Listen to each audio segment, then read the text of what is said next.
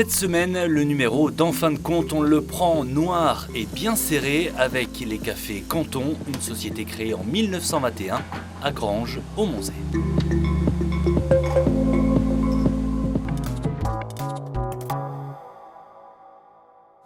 À Granges au Monzet, dans cette entreprise familiale créée en 1921, 500 kg de café par jour sont produits habituellement, mais pendant le confinement, il a fallu réduire les quantités à 200 kg.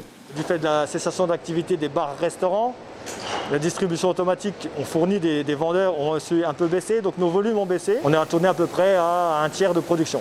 Ce qui est normal puisque 50% de leur volume est destiné aux restaurants et bars. Heureusement pour eux, dans le même temps, les ventes internet ont triplé, passant de 2 à 8 colis par jour. Le magasin n'a pourtant jamais fermé, mais les clients ne le savaient pas forcément. Ils sont donc revenus en nombre après le déconfinement.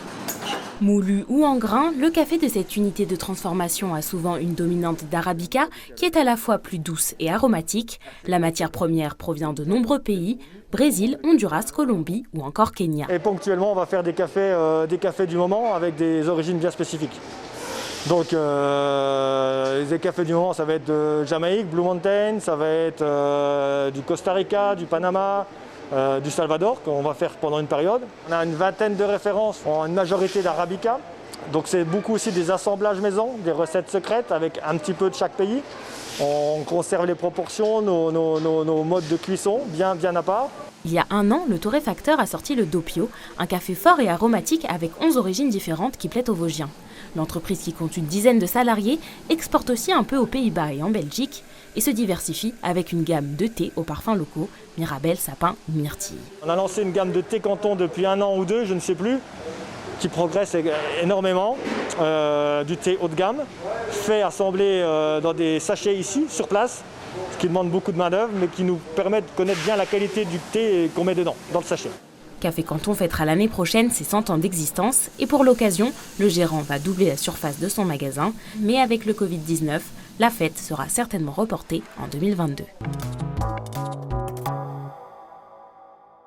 Fabien, on vous retrouve presque 2 ans plus tard. Où en est l'entreprise aujourd'hui ? Je dirais qu'on a retrouvé le niveau de production d'avant, voire plus, mais la part de marché s'est un petit peu répartie différemment. Avant la crise, il y avait une part de marché de 50%, 60% je crois de bars CHR. Aujourd'hui, on a cette partie bar-restaurant qui a encore baissé.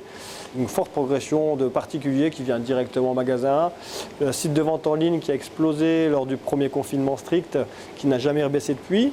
La vente en ligne, c'était un passage obligé à l'époque, ça va le devenir de plus en plus ? C'était un service complémentaire puisque c'était déjà en place. Les gens ont été, par la force des choses, obligés à un moment donné, ne pouvant plus sortir, n'ayant pas le droit de se déplacer, des gens du coin, donc, qui ont pu utiliser ce service. Et ils se sont rendus compte qu'après tout, pour le peu de frais de livraison qu'il y avait, quand ils n'ont pas le temps de venir, ils continuent. Donc on a des gens qui se sont fidélisés là-dessus. Donc oui, c'est forcément un outil de travail qui aujourd'hui commence à avoir une importance. Donc une part de marché un peu moindre sur les bars, les restaurants, un peu plus grande sur la vente en ligne, et il y a les grandes surfaces aussi. Les grandes surfaces, ouais. Il y a une progression de machines qui utilisent du café en grains pour faire les cafés. Donc a priori, il y aura une baisse de vente de dosettes, capsules pour ce segment. Et les gens, une fois qu'ils ont une belle machine, ils disent « moi je veux du café de qualité ». Et pour eux, qualité égale café Canton étant mieux pour nous. Donc ils viennent chez nous chercher du café. On parlait de la crise sanitaire, le fait d'essayer de traverser la crise sanitaire en gardant la tête hors de l'eau. On est toujours dedans. Est-ce que c'est compliqué à gérer encore aujourd'hui, notamment au niveau du personnel, des cas contacts, de la contamination ? C'est ce qui dure encore, je ne sais pas combien de temps. Mais effectivement, les réglementations changent tout le temps, mais vous êtes cas contact, vous êtes en isolement, vous avez le Covid, vous ne pouvez pas travailler. Donc du jour au lendemain, il y a vraiment une grosse difficulté à assumer parce que les clients, eux, ils sont là, les commandes sont là, le personnel n'est plus là. Donc qui fait le travail, c'est ceux qui restent. Donc la direction n'a pas le choix. On a fait encore 70 heures chacun avec ma femme il n'y a pas longtemps. On n'a pas le choix. Si on veut qu'en extérieur, le client ne voit pas la différence, on a réussi à passer le cap. J'espère que ça ne durera pas et que ça va enfin rentrer dans l'ordre avec des restrictions sanitaires moindres en tout cas. Vous êtes combien aujourd'hui ? On est 9. L'idée, c'est quoi ? C'est de grandir un peu ? Grandir, oui, puisqu'il y a quand même un poste de production qui est justifié. Donc il nous faudrait effectivement quelqu'un qui soit capable d'aider le torréfacteur actuel. puisqu'actuellement c'est moi qui le remplace, mais c'est plus du remplacement, c'est de l'aide au quotidien. Donc il y a la place pour ce poste-là en production, oui.